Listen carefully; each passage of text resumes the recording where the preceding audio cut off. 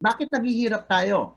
Bakit naghihirap ang pamilya natin? Kasi nung pumatong, hindi nagtanong. Okay? Kaya ang pinaka-bet para yumaman, magtanong. May savings ka na ba?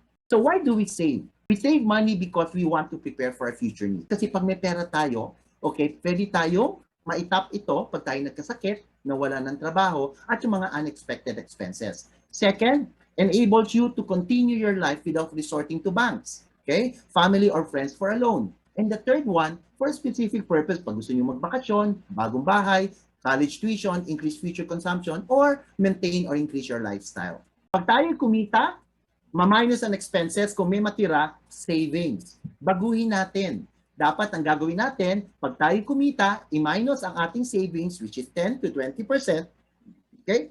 At ang matira, yun lang ang gagastusin natin. Okay?